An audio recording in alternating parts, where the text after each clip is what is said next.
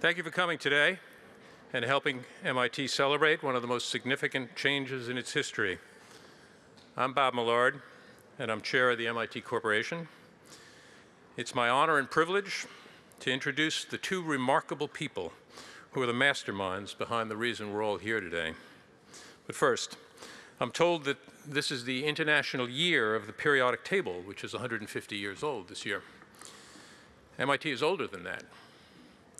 In fact, MIT was founded before we even knew what atoms were made of, before we knew what DNA did, before relativity, before quantum physics, even before the telephone, let alone the internet, before we knew there were other galaxies in the universe.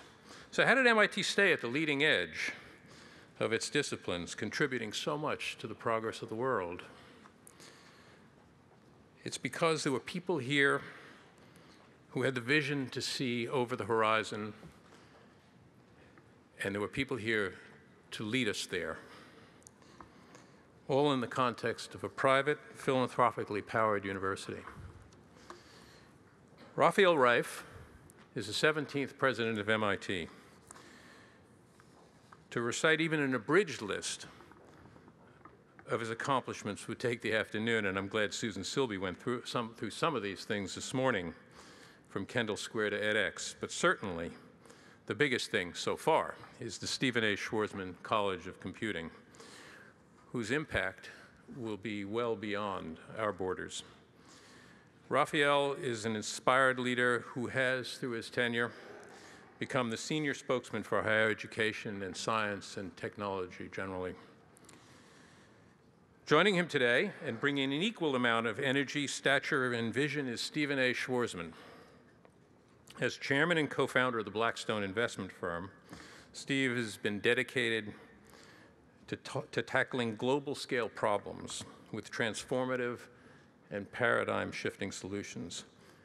Moreover, his philanthropic vision has embraced a broad spectrum of education, culture, and the arts, things foundational to the human condition. Steve's generosity is rivaled only by his foresight. With his support, as well as his thoughtful and inspired input, he's accelerated MIT even further into the future. We're all grateful. Let me also introduce, in a moment, Becky Quick. Becky is a veteran financial journalist, co-anchor of CNBC's Squawk Box, and anchor of the nationally syndicated On the Money. She's interviewed and profiled 3 US presidents and many of the world's most influential public figures, including the 2 today. Please welcome them to the stage.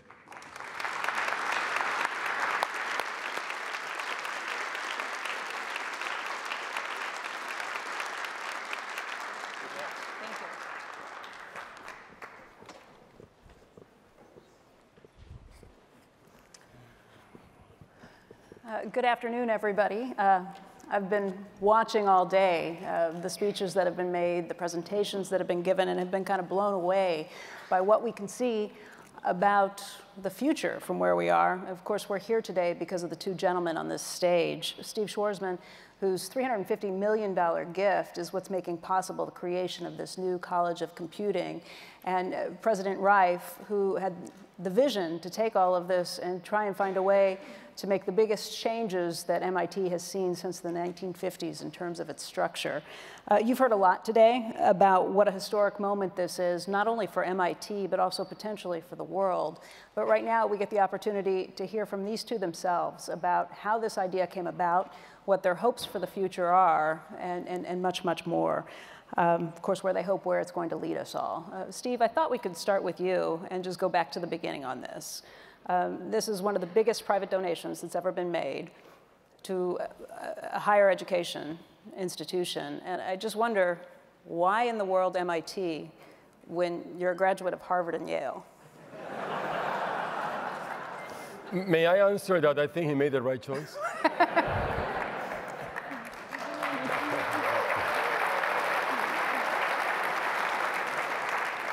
What I'd say, I'd advise you to keep away from Rafael, or you'll have nothing left either. But basically, this adventure started like a lot of adventures. in an unexpected way. I started something called the Schwarzman Scholars in China at Tsinghua University, where it's sort of like the Rhodes, and we bring future leaders to China, which has really been an amazing experience with great outcomes. And as part of that, we did missionary work because we had a non-existent program.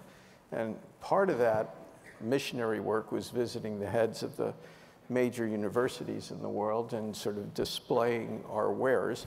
And I stopped in to see Rafael, who I really didn't know. And he had a very nice office with wood paneling. And I said, I don't know much about MIT. And he said, well, you're not supposed to. He said, we keep under the radar. I said, well, I'm used to being over the radar, and why don't you come out? And he said, well, we like it this way. And I said, well, if you become a little better known, something good will happen to you. And so he said, I'm not even sure my board would tolerate that. So with that complete match of personalities, we started dealing with each other, and he's very smart, and he's charming, and he's got a global perspective.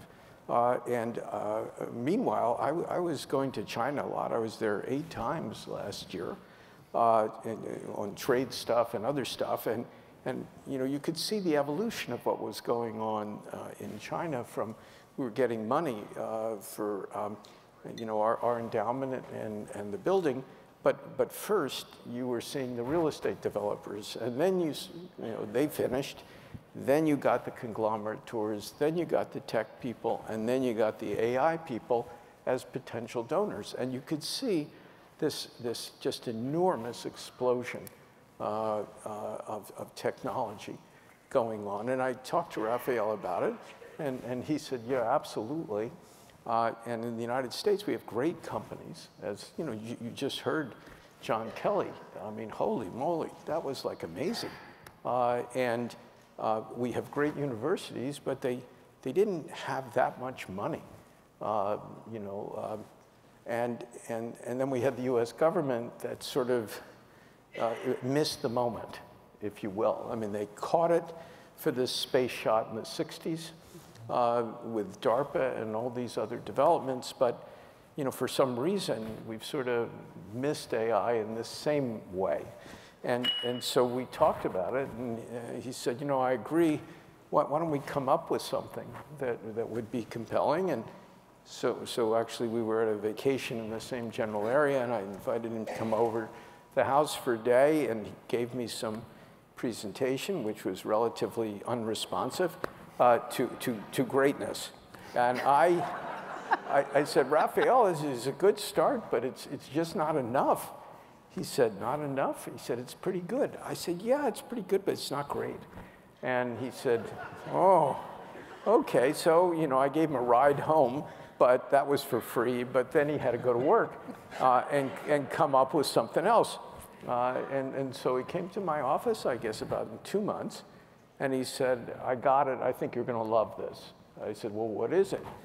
He said, well, we're going to double the faculty. What would you think if we doubled the computer science faculty at MIT and then, had 25 professors linked to our other 5 schools, so we would be the first AI-enabled university in the world?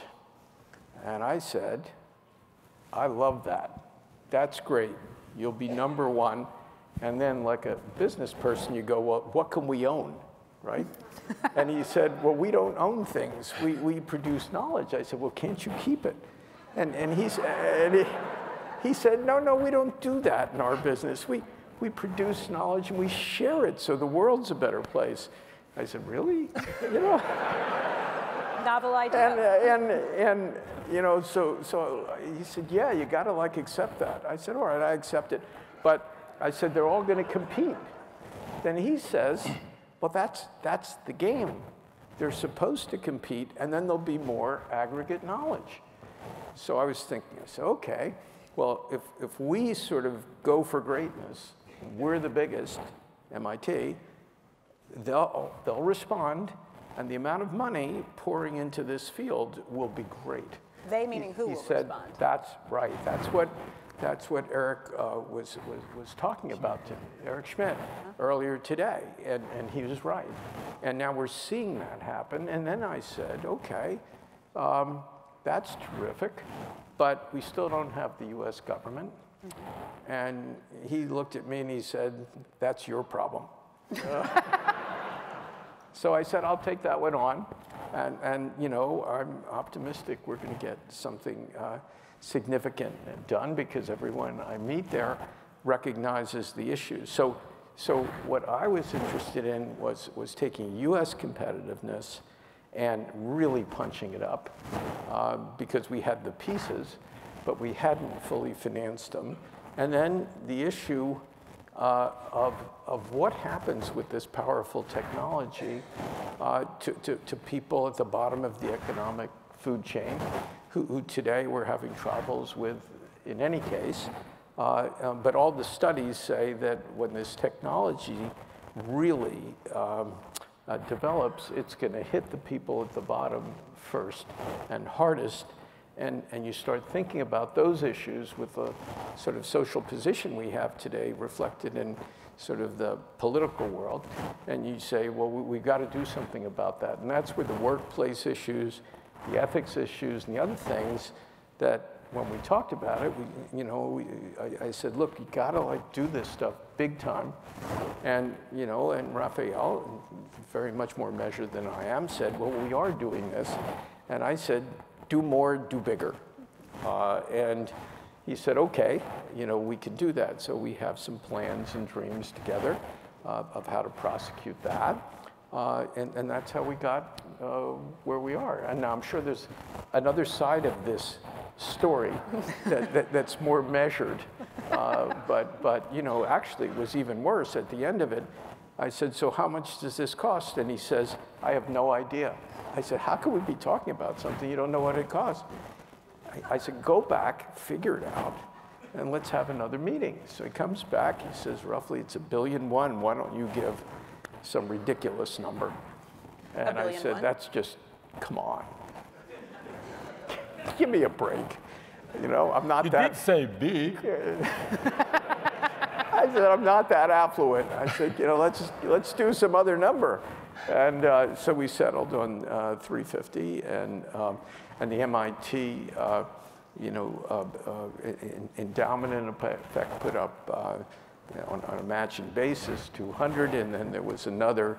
You know, I asked for the board to do at least another 100 just for a start, and so you know we ended up being at over halfway, just right at the beginning, and you know so now we're here. And I must say, even though there's a lot of me talking at the moment, this is so spectacular at MIT. This is so, you know, for generalists. I'm not a technology person. You know, I just got rid of my flip phone 3 years ago. This is so shocking. The level of engagement, intelligence, vision, expertise, sense of the future. Anybody from MIT who takes what you do for granted, it's just because you've been here too long. If you listen to what you've been saying, and every speaker is like magic. And you know, for those of us who are like not participants in your world in a direct way, it's so amazing. It's like not just a hope for the future. It's a remarkable expression of the human spirit that you have. And so, you know, I'm just privileged to be associated with this in any way. And, you know, I'm just grateful for my family to be here, you know, my wife Christine, my son Teddy, and his wife Ellen, my daughter Zibby, and her husband Kyle. It's like an amazing day, and all these people say nice things about you. But frankly, it's all about you. It's what you've created. It's your vision in that sense. And anybody who's privileged to be along for the ride, you know, it's just one of those once in a lifetime opportunities. So I thank you to Rafael, and thank you to all of you for making this possible. I think.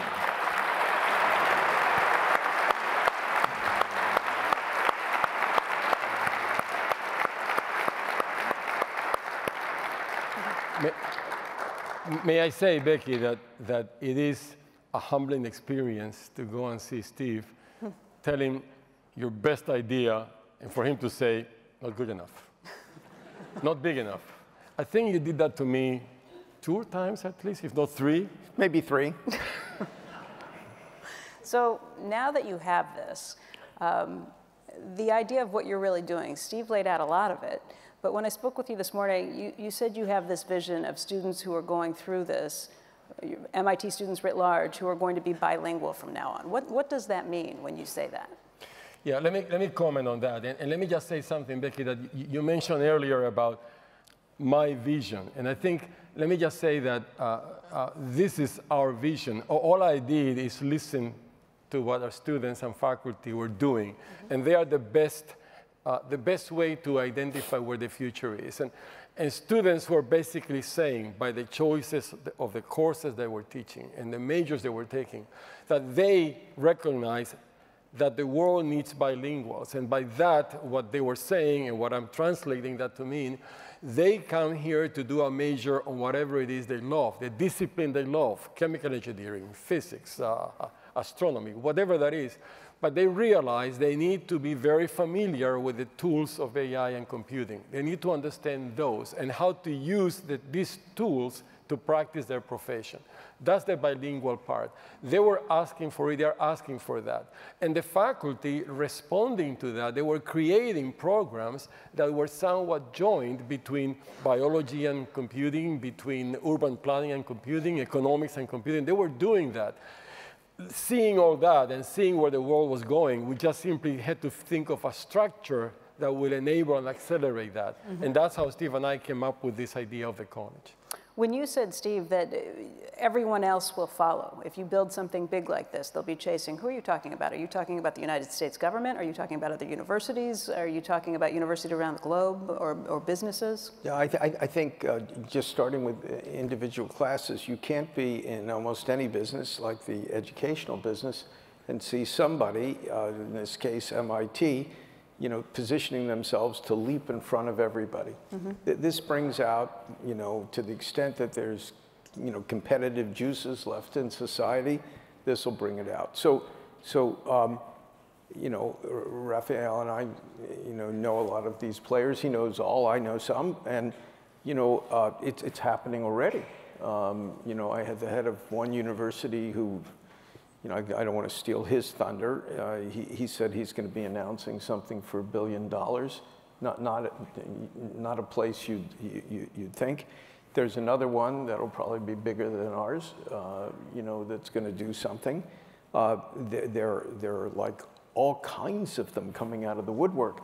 Even if they can't go head to head with a university of this scale of MIT. I've had heads of other universities say, well, I can't do what MIT can do, but boy, I've got a real interesting initiative in quantum, and I'm going to increase that 50%. Mm-hmm. And everybody's now looking, because they've been awakened by this announcement and by MIT, that they're all going to push. And that's what Eric was saying, and that's going to happen. U.S. government is looking at this, and I think they're sort of going, okay, we got it. This is a must-do. The only problem we have is we're running huge deficits. Right. But somebody's going to find the money. I'm quite convinced of this, because you cannot not find that money in the U.S. government at scale to keep us, in the forefront. Mm-hmm. Of where we should be. And meanwhile, the giant companies, and what are there, 5, that are sort of specializing in this, are throwing huge amounts of money. So everybody's responding. And you just can't see it all yet, but it's happening. It's happening and it's being considered by the US government, but Rafael, the Chinese government is already there. They've declared leading in AI to be one of their goals in the China 2025 map. They've built a $10 billion laboratory to try and focus on that and to win leadership around the globe. When we spoke earlier, you talked about how they have more patents than anyone else. They've written more papers on AI than anyone else, and they have more startups in AI than anybody else. Are they winning right now? In some areas on AI applications, they are, in the application space, they are doing better than in America. When it comes to face recognition or language recognition, voice recognition, they are doing better. I think this is not a lost cause by any means. I think we are extremely strong in human capital prepared for this space. Mm-hmm. I think the main recognition we ought to take on in this country, starting with the federal government, universities are doing the role, philanthropists are doing the role, is to say, this is an interesting competition. Let's just invest in ourselves and see what happens. And that's the part that Steve is actually trying to see happening, and I'm helping as best I can. You know, I had another conversation this morning where we talked a little bit about why China is ahead. And part of it is when it comes to AI, when you have the numbers, when you have the data, you're going to be better at this because it's just a brute force situation. Here in this country, we care about privacy. We care about some other limitations that might put halts on it. And Steve, you touched on this already when you start talking about the ethics of doing this. How do you make sure you can keep those considerations in mind while at the same time trying to win and trying to really push us as far ahead as possible? Well, you know, China, as Rafael says, has some natural advantages in certain areas. If you're in facial recognition, and you have 1.3 billion faces, and they don't have the ability to not display their face, you'll have superior data. You know, in our world, I think some of it is just a function of becoming more comfortable. In the medical area, you know, this is an area where, and by the way, this issue is a Western world issue. This is not a US issue. There's real concern about privacy, but on, you know, and we each, it's a matter of taste. You know, if you want to progress society, you're probably going to give up, you know, some of your privacy. I mean, we're all health-wise, you know, we're all just sort of like machines. We break down and then we disappear at a certain point. You know, hopefully in your 90s. But you know, that's the least cheerful thing I've heard today. But people, if educated correctly, I believe, you know, will basically say, you know, if you can show me you've got really good protections, I want to help society. And in a way, it's helping themselves. You know, there's something that they can, and their children and their grandchildren can be cured of something. And so it's almost an obligation. So I think part of it is just, you know, getting used to that concept of sharing certain information, in this case health-wise, but you know, not all. And so it's a little bit of a handicap for us, but you know, I'm sure we'll find some way to be effective. And we just may not win facial recognition. That's okay. Right. It's not the end of the world in that sense. And I do a lot of stuff with China, and they'll make progress in some areas, and we'll make progress. And then ultimately, there's going to have to be a coming together in terms of the ethical issues. They've got workplace issues too. If they don't hire 10 million people a year, they think their world's going to end. Mm-hmm. And if they start unemploying people at large scale in China, you can rest assured that they will be really, really concerned about that. So I could see a bunch of, you know, cooperative activities across the countries. Let's take a little deeper into that, because competition, healthy competition, is a good thing. It spurs everyone to work a little harder. But Rafael, you're right. There needs to be cooperation and there needs to be sharing. So how do you find the proper mix of those two? Well, it's not simple, but that's the answer. Let me just make a point on something that's related, Becky, that you mentioned earlier, and it's the issue of the advantage of data, and Steve has mentioned that China may have in terms of machine learning capabilities. I think it's important to recognize, and this is how a place like MIT or any academic institution thinks, that that is the state of the art today, that you need tons of data to teach a machine. That's today's state of the art. State of the art changes with research. So a great deal of the research we're doing here and we'll be doing under the college on an initiative we call the Quest for Intelligence is to advance artificial intelligence. And one of the goals could be that perhaps you may not need that much data to teach a machine. And I think one of the dreams that I have in this space, and this is up to the faculty to pursue it or not, but the techniques we use today, the deep learning techniques we use today, are really trying to mimic early concepts of neural networks, which is how the brain actually, how humans learn. And this is concepts from decades ago that we can only practice now because we have the computing power today. So studying how the brain learns, we created the technology, the state of the art of today. So we can use that state of the art now to try to learn how the brain learns. And the more we learn how the brain learns, the more we can just feed it back to advance the algorithms. And that would produce an explosive, positive loop that will allow us to understand how the brain actually learns, which could be applications in many domains, including education, but also advances the state of the art so that we don't need to have 1 billion data for a machine to recognize a dog. So I just want to put things in perspective. Industry has to do what they do, which is get the state of the art and milk it for applications. We can go a step further, advance the state of the art. That's our job. You know, you're right. Artificial intelligence today is emphasis on artificial. We hope to get to the point where the emphasis is on intelligence. Let's talk a little bit about the response that you've gotten since this news was first announced. Who wants to go first on that front? You've each heard from a lot of people. Well, I got a lot of people calling me for money.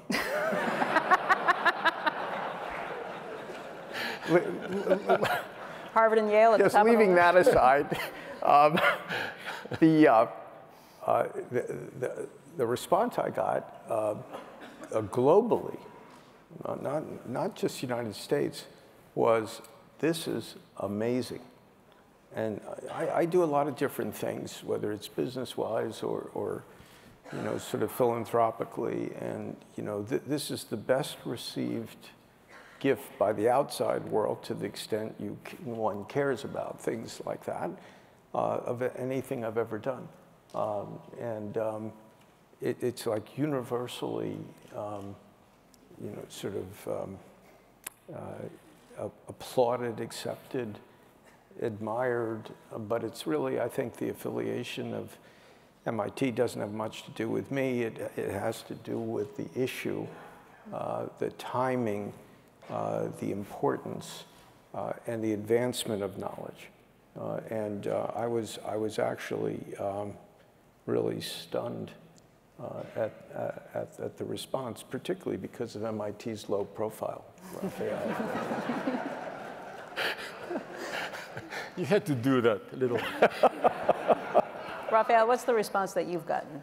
Well, I think it's extremely positive, but let me explain an important point there about the boldness of the move, in the sense that, you know, university can come out with a bold move, and it's measured by, well, I mean, do people care? Or people say, well, fine, you go wherever you want to go, good luck, we are not going to follow that. So one possibility was that we do something and everybody ignores it. So in that sense, Steve made a very bold move to bet on something that he thought in his gut, this is what's needed. And MIT made a bold move, and we converge on that. What has happened is people have recognized that's the bold move that's needed.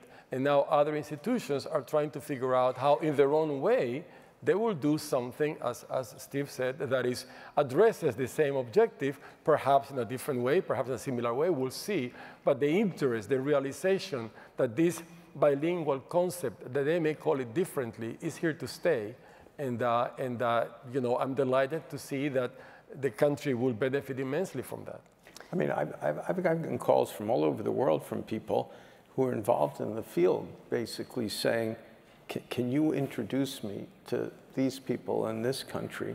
So, you know, it's like I've found myself just sort of as some kind of a switchboard in a world that's actually somewhat alien to me. You should be getting these calls.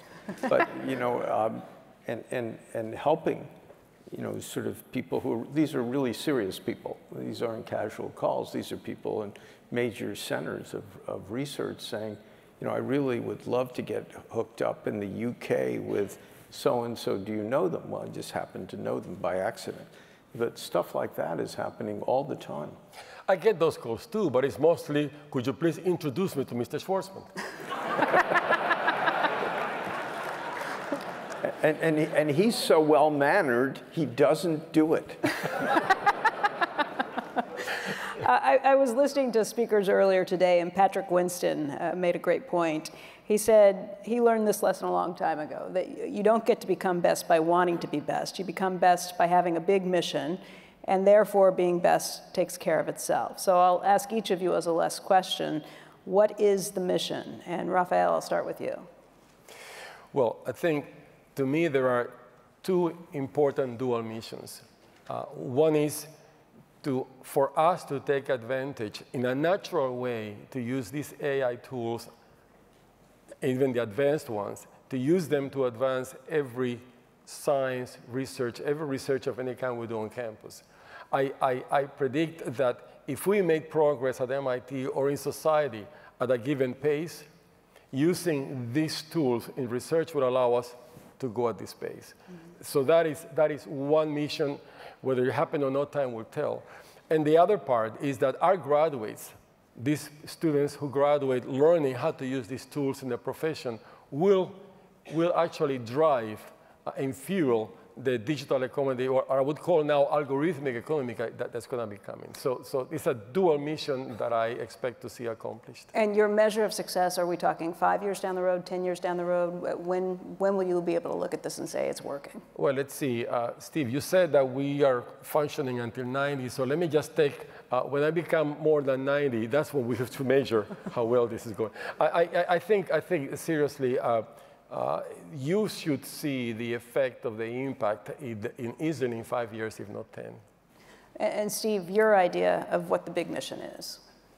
A successful mission? Yeah. How you? Successful mission has two pieces. You know, the first is to drive the technology and coordinate the different parts of our ecosystem. You know, the companies, universities, and the government. The second part of a successful mission is to make sure you do this ethically with focus on the workforce and people who get dislocated, as well as the introduction of the technologies that help, and also communicate this to different constituencies who barely know this is going on, whether it's the media, whether it's the political class. You know, these people all have a major impact on the way a new technology is perceived and introduced. And they've got to understand it. I mean, you're like a pioneer, Becky. I don't even know what you're doing here. I mean, you know, you found this of interest, and you went out of your way to say, I want to spend a day doing this, and you're booming it out to the world.